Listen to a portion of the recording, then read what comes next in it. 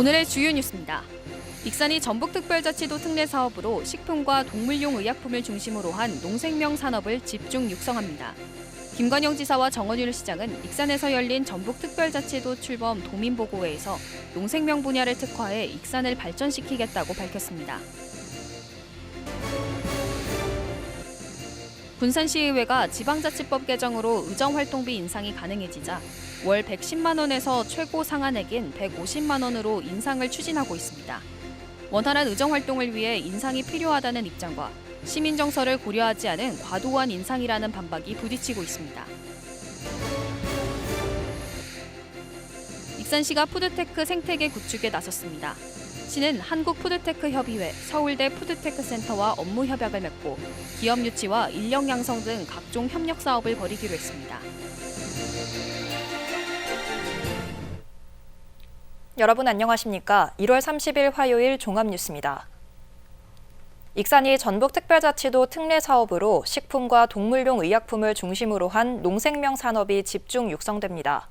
김관영 지사와 정원율 시장은 오늘 익산에서 열린 전북특별자치도 출범 도민보고회에서 농생명 분야를 특화해 익산을 발전시키겠다고 밝혔습니다. 최정우 기자입니다. 익산 섭리문화예술회관에서 열린 전북특별자치도 출범 도민보고회, 시민 등 700여 명이 참석한 가운데 익산 특례 사업이 소개됐습니다. 정원효 익산시장은 국내외 식품시장과 반려동물 시장을 공략하기 위해 전북특별자치도 특례 사업으로 농생명 산업이 집중 육성된다고 밝혔습니다.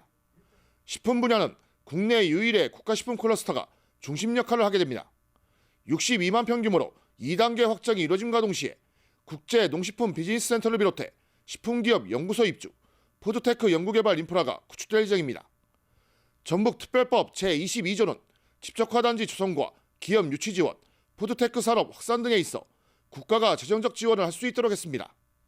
이제 세계적인 농식품 산업의 메카를 만들 수 있는 그림을 그려나갈 수 있는 권한이 주어졌다. 지금 당장에 저희들이 시도하고 있는 것이 거기에 이제 푸드테크 산업을 저희들이 유치를 하는데, 또 하나의 특례 사업은 동물 헬스케어 클러스터 구축입니다. 현재 가동되고 있는 동물용 의약품 효능 안전성 평가센터에 이어 2단계 시제품 생산 지원 시설 구축, 3단계 임상시험 지원센터 구축까지는 실시 설계 또는 타당성 용역이 진행되고 있는 상황. 전북특별법 제27조는 동물용 의약품 산업 진흥을 위해 국가 및 전북자치도가 시책 추진에 필요한 행정적, 재정적 지원을 할 수 있도록 했습니다. 이에 따라 익산시가 추진하고 있는 동물 헬스케어 클러스터 조성이 당초보다 확장될 예정입니다. 4단계 인수공통 연구지원 보전센터 구축과 5단계 지식산업센터를 활용한 벤처타운 조성까지 추진됩니다. 동물용 의약품 연구시설과 관련 기업이 집적화될 전망입니다. 반려동물을 완전 익산이 주도권을 갖게 된다. 특히 반려동물들한테 중요한 것은 뭐냐면 그 의약품들.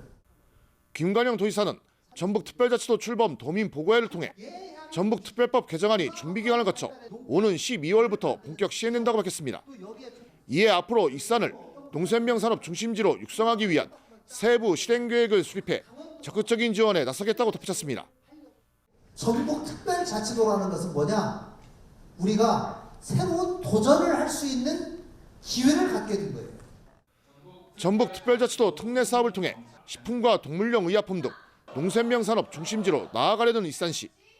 산업구조 혁신을 통해 새로운 지방 성공시대를 열게 될지 주목됩니다. KCN 최정호입니다. 민주당 도내 지역구 후보자 면접이 이번 주말 진행되는 가운데 다음 달 5일 결과를 발표할 예정입니다. 민주당은 다음 달 3일 중앙당에서 전주을을 제외한 도내 9개 지역구에 대한 후보자 면접을 실시합니다. 이후 5일에는 후보자 적합도 여론조사와 현장 실사 등을 바탕으로 경선 배수 압축 결과 등을 발표할 전망입니다. 전략선거구로 지정된 전주을도 다음 달 5일 입지자 가운데 경선이나 단수공천, 전략공천 여부를 결정할 예정입니다. 최이배 국회의원 예비후보가 지금의 군산조선소를 세금 먹는 하마에 비유하며 정상화하겠다고 약속했습니다. 최이배 예비후보는 자신의 SNS에 군산조선소 재가동이 군산 경제에 큰 도움이 되지 않고 있다고 밝혔습니다. 그러면서 물류비로 200억 원을 지원하고 있지만 납부한 세금은 21억 원에 불과하다며 억지 가동은 정상이 아니라고 지적했습니다. 최 예비 후보는 단순 운영비 지원이 아닌 인력난 등 비정상 원인을 해소하고 선박 신조를 위한 지원이 되도록 정상화를 약속했습니다. 신영대 국회의원 예비 후보가 총선 공약으로 군산 30, 40, 50대 허리수당 최대 100만 원 지원을 약속했습니다. 신 예비 후보는 오늘 보도자료를 통해 재원과 관련해서는 군산 시민발전이 참여한 99메가와트급 태양광 발전소 운영으로 매년 90억 원의 수익금을 내고 있는 점에 주목했습니다. 그러면서 시민 세금으로 만든 주식회사 시민발전의 재생에너지 수익은 시민의 것이라며 재생에너지로 인한 혜택을 시민들이 체감할 수 있도록 돌려드려야 한다고 말했습니다. 또 안심하고 자녀를 키울 수 있는 도시를 만들기 위해 군산에 야간 어린이병원을 유치하겠다고 밝혔습니다. 익산 총선에 출마한 민주당 예비 후보들이 경선 TV토론회 개최를 촉구하고 나섰습니다. 이춘석, 고상진, 성기청, 이희성 예비 후보는 오늘 공동 성명을 내고 민주당 경선이 본선이나 다름없는 지역 상황을 고려할 때 조속히 TV토론회를 열어야 한다고 촉구했습니다. 특히 시민의 알 권리 보장과 제대로 된 후보자 검증을 위해 TV토론회 개최는 반드시 이뤄져야 한다고 강조했습니다. 반면 김수흥 한병도 의원은 TV토론회 참여 입장을 아직까지 밝히지 않고 있습니다. 군산시의회가 갑질 행위 때 최고 제명을 담은 조례를 제정합니다.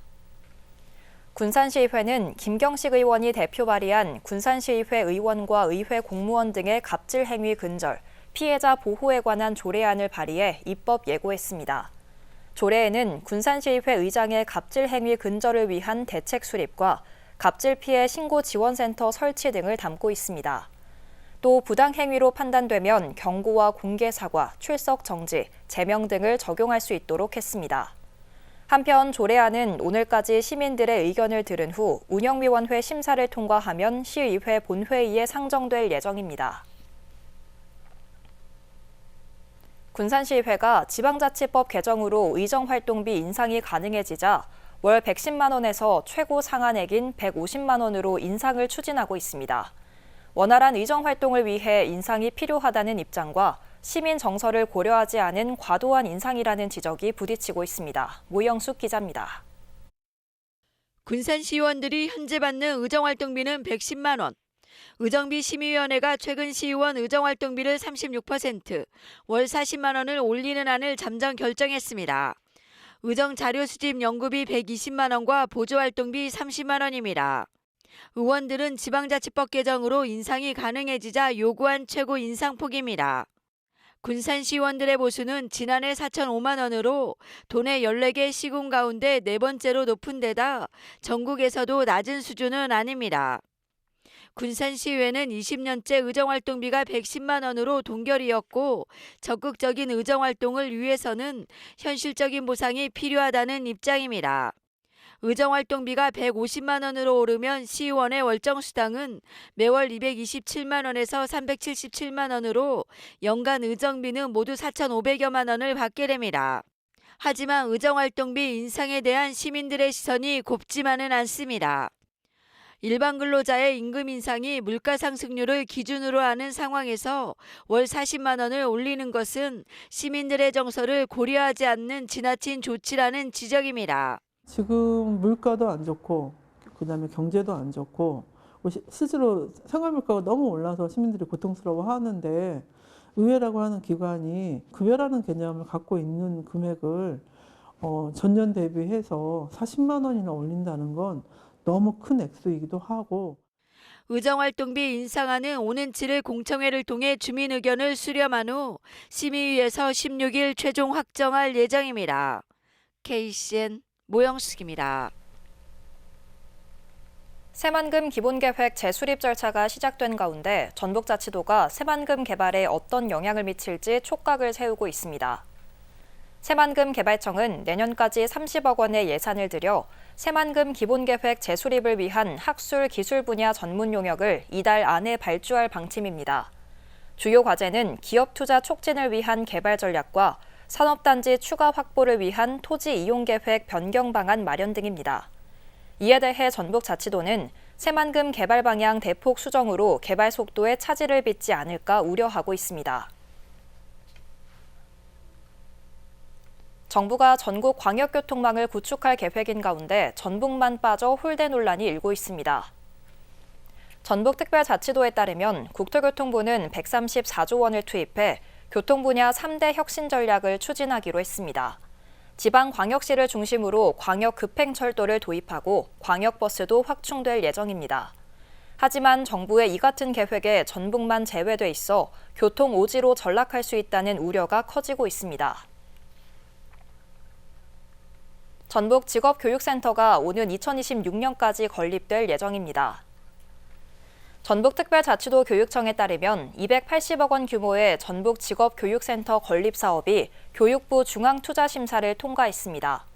이 센터는 5,300여 제곱미터의 지상 4층 규모로 지어지며 도내 특성화고와 마이스터고 학생들의 체계적인 직업교육을 지원하게 됩니다.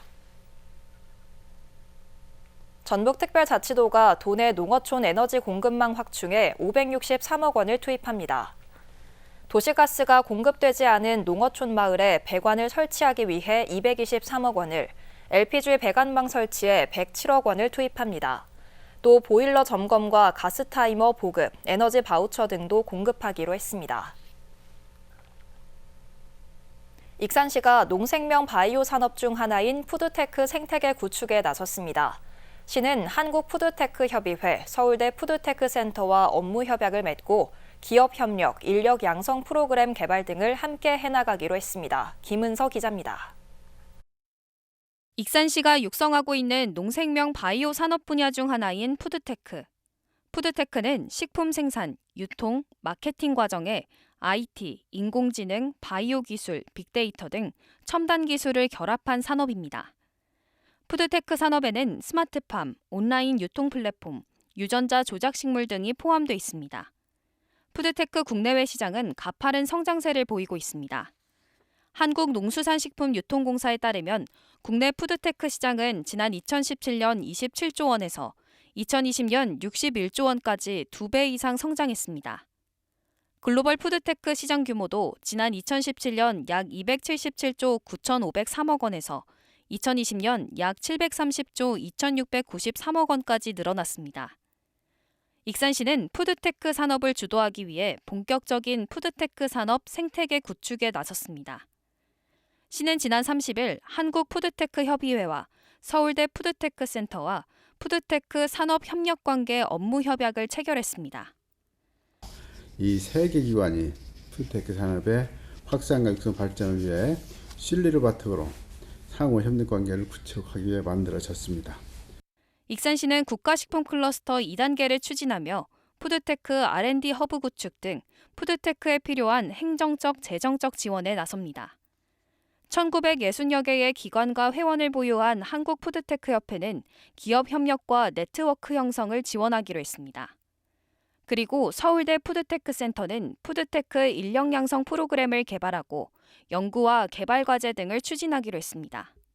한국푸드테크협의회는 이 푸드테크에 관계된 책임 기관의 협력체이기 때문에 이제 민관이 협심해서 대한민국의 이 푸드테크 산업의 그런 어떤 경제적 가치를 추구하고요.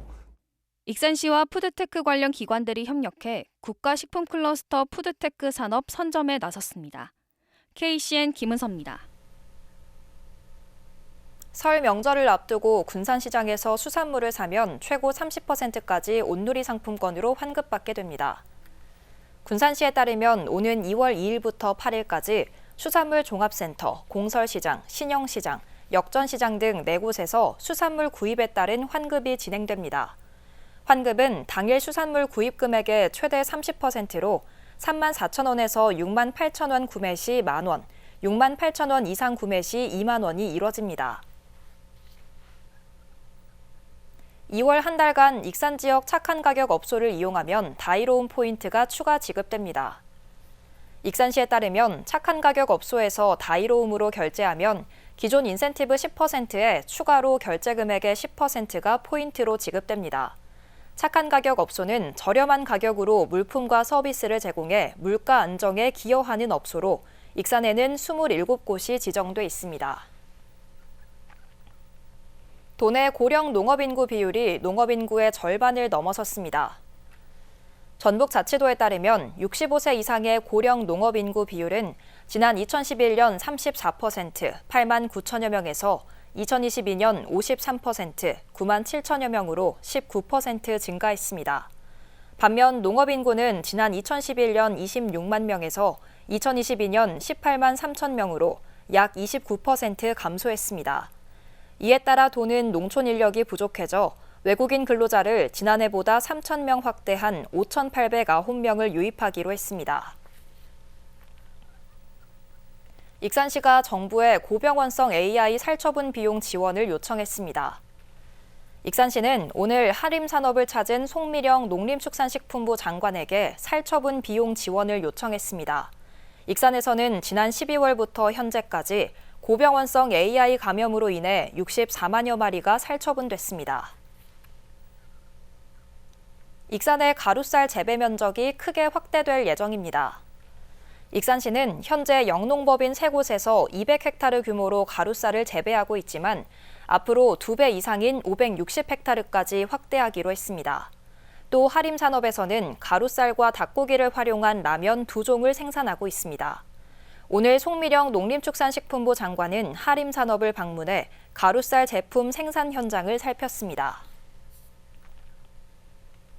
지난해 도내 수출이 크게 줄어든 것으로 나타났습니다.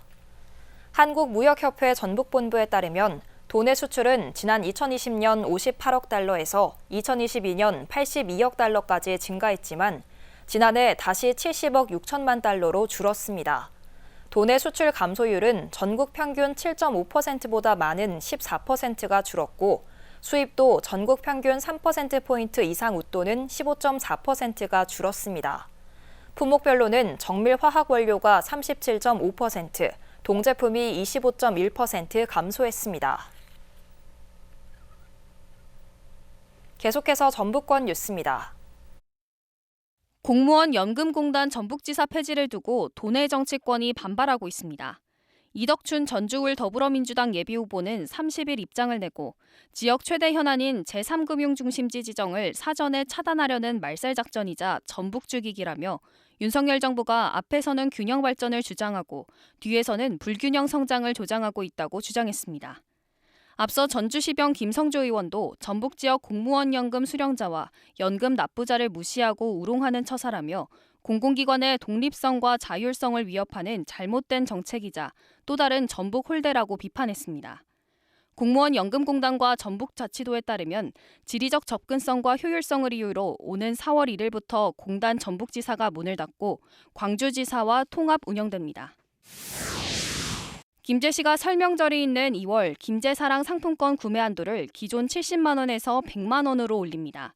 기존 10%인 할인율도 15%로 확대하며 이 가운데 3%는 만 원 이상 결제할 때 환급금 형태로 지급하며 예산이 소진되면 조기에 종료될 수 있습니다. 할인율과 구매 한도 상향은 설 명절을 맞아 소비 지원을 통한 민생경제 회복과 지역경제 활성화를 위한 것으로 시민의 가계 부담 경감뿐 아니라 소상공인 매출 증진에도 크게 기여할 것으로 기대됩니다. 김제사랑 상품권은 지역의 가맹점 3천여 곳에서 사용할 수 있습니다. 순창군이 오는 9월 개최하는 전북특별자치도 도민체육대회 조직위원회를 발대하고 본격적인 준비에 들어갔습니다.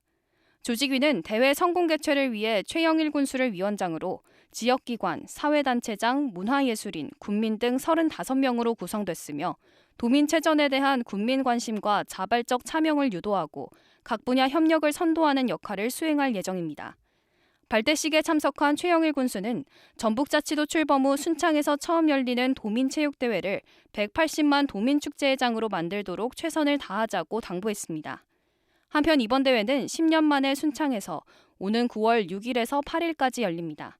지금까지 전북권 뉴스 김은서입니다. 사단법인 대한노인회 군산시지회 제18대 회장에 이래범 현 회장이 무투표 당선됐습니다.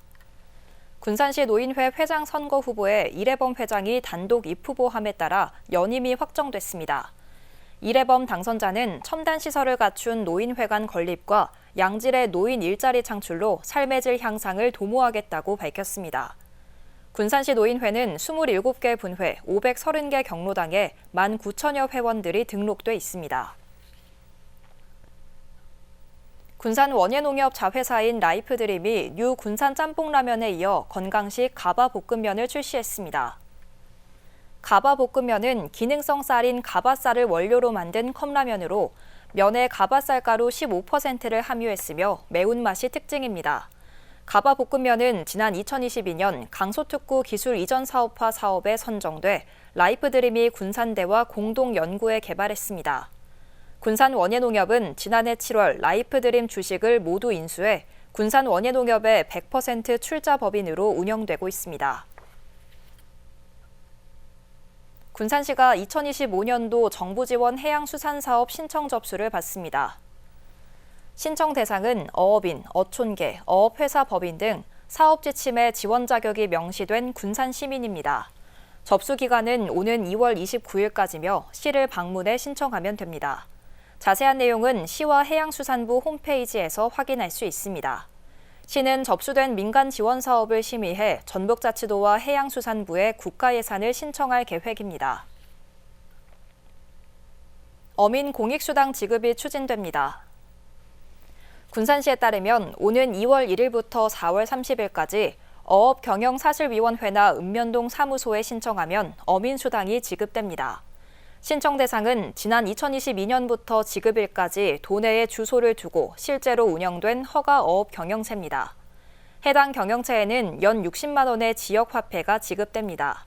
다만 농어업 외 종합소득이 3,700만 원 이상이거나 수산사업 보조금 부정수급자, 농민공익수당 수령 대상자 등은 제외됩니다. 다음은 우리 동네 소식입니다.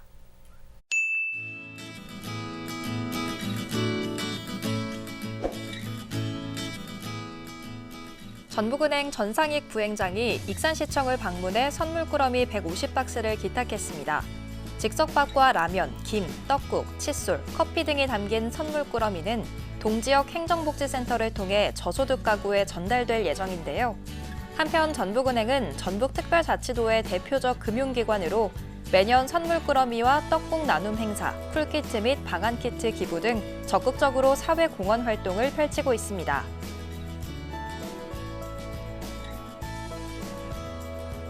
옥외광고협회 군산시 지부 신임 김종호 지부장이 취임식 화한 대신 받은 백미 860kg을 수송동 행정복지센터에 기탁하며 이웃사랑을 실천했습니다. 이날 기탁된 백미는 전라북도 사회복지공동모금회를 통해 관내 어려운 이웃들에게 전달될 예정인데요. 한편 옥외광고협회 군산시 지부는 1973년에 설립된 법정단체로 광고물의 질적 향상을 통해 군산의 아름다운 도시환경 창출과 옥외 광고 문화 발전에 기여하고 있습니다. 이어서 내일의 날씨입니다.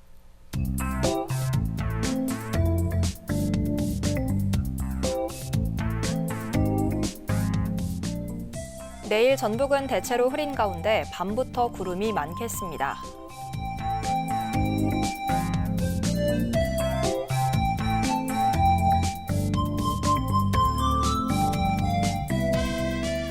기온은 1도에서 12도 사이의 분포를 보이겠습니다.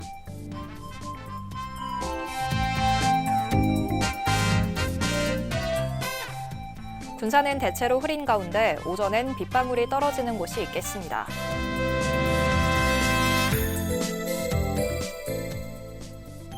익산도 대체로 흐리며 오전까지 빗방울이 떨어지는 곳이 있겠습니다. 바다의 물결은 0.5에서 2m 사이로 일며 잔잔하겠습니다. 날씨였습니다.